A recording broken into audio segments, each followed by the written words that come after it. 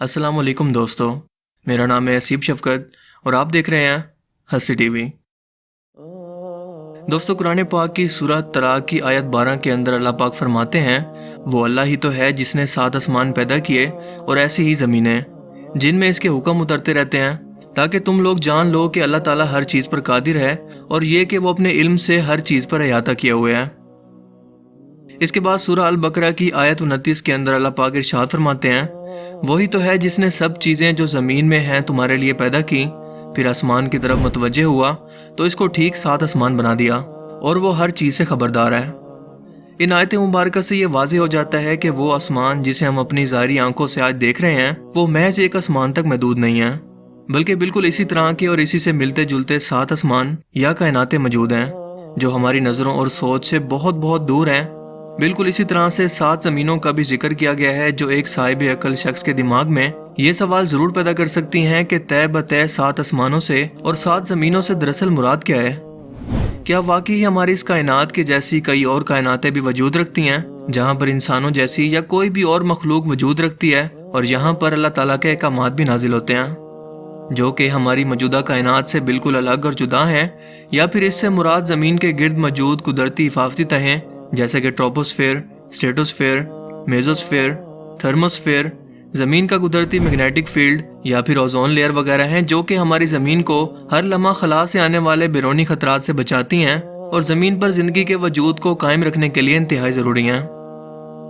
जहाँ तक आसमानों की बात है तो इस बात के अंदर कोई शक नहीं कि 7 आसमानों से मुराद हमारे आसमान जैसे 6 और जहाँ भी हैं, जिसका वाज़े तौर पर जिक्र कुरान करीम के अंदर कई मकामात पर किया गया है।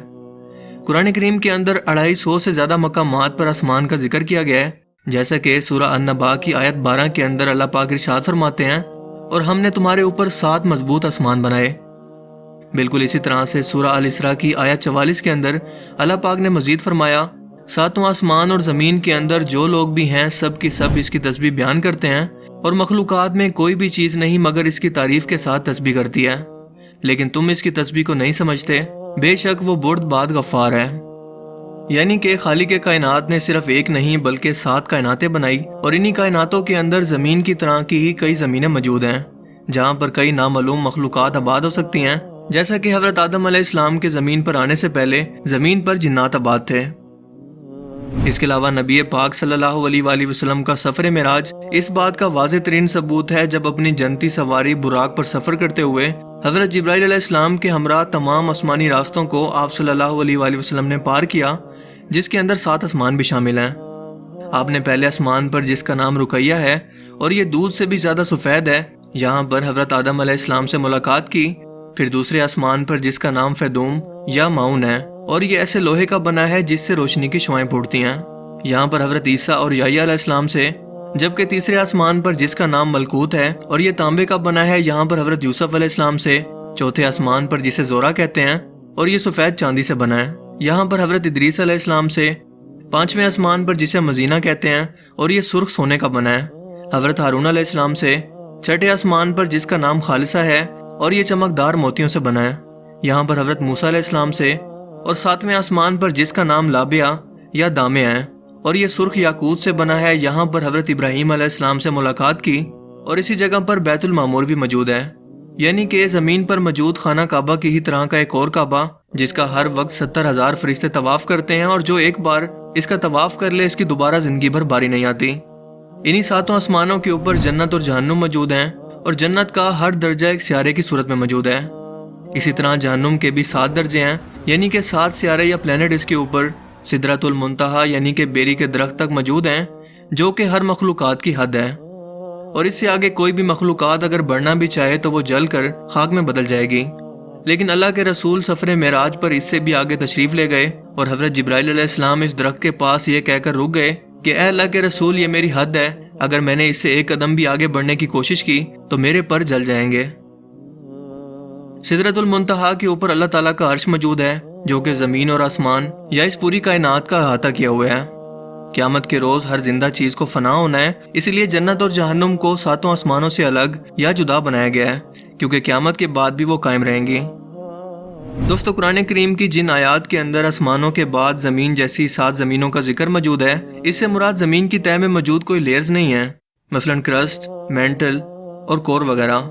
बल्कि इन्हीं आसमानों में ज़मीन जैसी कई और ज़मीनें भी मौजूद हैं, और इन आयात के अंदर ज़मीन का हवाला देने का मतलब ये है कि वहाँ पर भी हमारी अर्थ की ही तरह कोई ज़िंदगी मौजूद हो सकती है, और ये ज़िंदगी किस सूरत के अंदर मौजूद है हम कुछ नहीं जानते। और इसकी मिसाल देने की वजह यह है कि ज़मीन ज़िंदगी की अलामत है और इंसान भी सिर्फ इसी के बारे में जानते हैं। जब इंसान की मौत का वक्त करीब आता है तो इसकी रूह को हर एक आसमानी दरवाजे से गुजार कर आलम अरवाह के अंदर ले जाया जाता है, जहाँ पर क़यामत तक आने वाली रूहें इंतजार करती हैं। हर एक आसमानी दरवाजे पर निगहबान फरिश्ते इस रूह का हसब नसब पूछते हैं और फिर इसे इस दरवाजे से गुजरने देते हैं। जैसा कि सफर मेराज पर हज़रत जिब्राइल अलैहिस्सलाम ने नबी पाक सल्लल्लाहु अलैहि वसल्लम का हर एक आसमान पर तारुफ करवाया और इन निगहबान फरिश्तों ने खुशामदीद कहकर दरवाजे खोल दिए। हदीस मुबारका के अल्फाज हैं कि पहले आसमान के मुकाबले में दूसरा आसमान इतना बड़ा है जैसे किसी सहरा के अंदर एक अंगूठी मौजूद हो। एक बड़े सहरा के अंदर मौजूद एक अंगूठी की हैसियत क्या हो सकती है, यकीनन आप भी इसका अंदाज़ा लगा सकते हैं, यानी कि ना होने के बराबर। इसी तरह मजीद फरमाया कि दूसरा आसमान पहले आसमान के मुकाबले में इतना बड़ा है कि दूसरे आसमान को सिरा समझ लो और पहले आसमान को एक अंगूठी जो इस सिरा के अंदर मौजूद है। और इसी तरह से सातों आसमानों के बारे में आपने यही बयान किया कि इन सातों आसमानों के अंदर हर एक आसमान दूसरे आसमान से साइज के अंदर नाकाबिले यकीन हद तक बड़ा है, जिसके ऊपर अल्लाह का अर्श मौजूद है। और अल्लाह का अर्श इतना बड़ा है कि 7 आसमान इसके सामने सिरा में पड़ी हुई एक अंगूठी के साइज के बराबर हैं। इसी बात को आज साइंस मल्टीवर्स थ्योरी कहकर कुछ इस तरह से इसकी वजाहत करती है कि हमारी इस कायनात जैसी कई और कायनातें भी मौजूद हैं जो एक दूसरे से जुदा और अलग अलग हैं। इस पर दुनिया के सभी साइंटिस्ट यकीन रखते हैं, जिसे मशहूर कॉस्मोलॉजिस्ट डॉक्टर एलन गुथ ने न्यूमेरिकल कैलकुलेशन से साबित किया और बताया कि जिस कायनात को हम अब तक सब कुछ समझ रहे थे वो दरअसल हमारी इस पूरी कायनात का एक छोटा सा टुकड़ा भी नहीं है, जिसे हम ऑब्जर्वेबल यूनिवर्स कहते हैं। बल्कि असल कायनात यानी कि नॉन ऑब्जर्वेबल यूनिवर्स इसके मुकाबले में 3 × 10 की पावर 23 टाइम्स गुना बड़ी है। यानी कि ऐसी कायनात जिसे हम ना तो देख सकते हैं, ना ही इसका मुशाहदा कर सकते हैं और ना ही कभी इसे देख पाएंगे।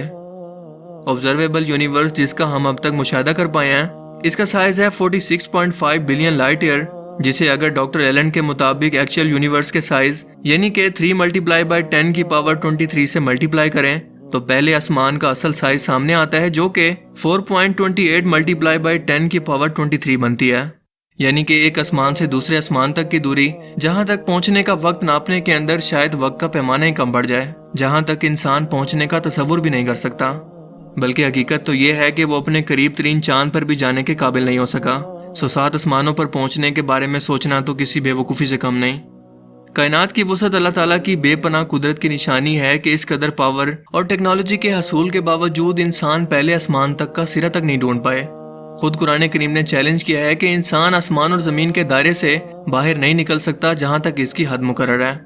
दोस्तों, किसी चीज़ का आंखों से नज़र ना आना इस बात की दलील नहीं है कि वो चीज़ दरअसल मौजूद ही नहीं है, क्योंकि हमारी इस दुनिया के अंदर भी बहुत सारी ऐसी चीज़ें हैं जिन्हें हम ना तो देख सकते हैं और ना ही छू सकते हैं, लेकिन वो हकीकत के अंदर मौजूद हैं।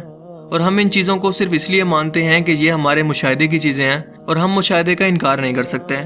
मसलन gravity, dark matter, dark energy, electromagnetic waves और इस तरह की कई चीज़ें हमारी दुनिया और कायनात के अंदर मौजूद हैं, लेकिन हमें नज़र नहीं आती। 7 आसमानों का तसव्वुर भी ज़रा मुख्तलिफ नहीं है, क्योंकि वो हमारी नज़रों से किसी मसलत की वजह से पोशीदा हैं। इस अजीम शान कायनात की तख्लीक के बारे में दुनिया का तकरीबन हर शख्स बिग बैंग थ्योरी पर यकीन रखता है, जिसके मुताबिक हमारी कायनात एक नथिंग पॉइंट से एक सिंगुलैरिटी के अंदर बंद थी, जिसका मैस अनलिमिटेड था और ग्रेविटी हद से ज़्यादा। सो ये एक बड़े धमाके से फट कर बिखर गई, जिससे मौजूदा कायनात, स्टार्स, गैलेक्सीज और नेबुलास वगैरह सब कुछ बना। और ये भी कि यह हर लम्हा रोशनी की रफ्तार से मुसलसल अब तक फैल रही है, जैसा कि धमाके के बाद होता है कि चीज़ें दूर दूर तक बिखर जाती हैं। और जब इस धमाके की शिद्दत ख़त्म होगी तो ये फिर से वहीं पर वापस लिपटना शुरू कर देगी जहाँ से इसका आगाज़ हुआ।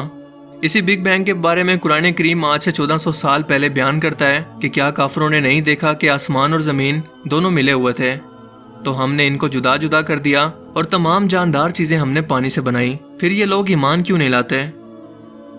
जबकि इस कायनात के खात्मे से मुतल्लिक अल्लाह पाक फरमाते हैं कि क्या तुम नहीं देखते कि जितनी चीज़ें ज़मीन में हैं सब कुछ खुदा ने तुम्हारे ज़ेरे फरमान कर रखी हैं, और कश्तियाँ भी जो इसके हुक्म से दरिया के अंदर चलती हैं, और वो आसमान को थामे रखता है कि ज़मीन पर वो गिर ना पड़े मगर इसके हुक्म से। बेशक खुदा लोगों पर निहायत शफकत करने वाला और मेहरबान है। दोस्तों, यहाँ पर आसमान को थामने की बात करना कि वो गिर ना पड़े, इससे मुराद आज की ज़बान के अंदर साइंस की ज़बान में बिग क्रंच थ्योरी है, जिससे मुराद ये है कि जिस रफ्तार से हमारी ये कायनात फैल रही है, इसी रफ्तार से एक दिन सुकड़ कर फिर से एक सिंगुलैरिटी के अंदर बदल कर बिल्कुल ख़त्म हो जाएगी, यानी कि रिवर्स होकर, बिल्कुल एक गुब्बारे की तरह जिसके अंदर हवा भर कर इसे खोल दिया जाए और इसके बाद वो अपनी असली हालत के अंदर वापस आना शुरू कर दे। बिल्कुल यही हाल ग्रेविटी भी पूरी कायनात का करेगी। और ज़रा सोच कर देखें कि ये ग्रेविटी जैसी फोर्स दरअसल है क्या, जो हमें नज़र नहीं आती लेकिन वजूद रखती है। एक ऐसी ताकत जो निज़ाम कायनात संभाले हुए है लेकिन इंसानों के कंट्रोल में नहीं। यकीनन ये अल्लाह का हुक्म है, वरना पूरा आसमान और इसमें मौजूद हर एक चीज़ आज ही इंसानों पर गिर पड़े। आज से 1400 साल पहले इस कायनात के पैदा करने, इसके खात्मे और इसकी वसतों को अरब के सराग के अंदर जब किसी भी किस्म का कोई फल्कियाती या कॉस्मोलॉजी का कोई इल्म मौजूद ही नहीं था, किसने अपने प्यारे पैगंबर को ये सब बातें इतने वाज़ेह अंदाज के अंदर बयान की, जिसे आज 21वीं सदी की साइंस आज के दौर की सबसे बड़ी दरियाफ्त के तौर पर पेश करके फ़ख्र महसूस करती हैं। यकीनन इस खालिक ने जो इस पूरी कायनात को पैदा करने वाला और इसके राजों को जानने वाला है, वो इस पूरी कायनात का अकेला बादशाह है, जिसके दस्ते कुदरत के अंदर इस पूरी कायनात का हर एक ज़रा है और वो इस ज़रे से भी गाफिल नहीं है। मुझे उम्मीद है कि आज की इस वीडियो से आपको बहुत कुछ नया जानने को मिला होगा और ये वीडियो आपको पसंद आया होगा। अगर ये वीडियो आपको अच्छा लगा तो इसे लाइक कीजिए और मज़ीद इस तरह के इन्फॉर्मेटिव वीडियोज़ के लिए इस चैनल को ज़रूर सब्सक्राइब करें। अब मैं मिलूँगा आपसे एक नई इंटरेस्टिंग वीडियो में, तब तक के लिए अपना बहुत सा ख्याल रखिएगा।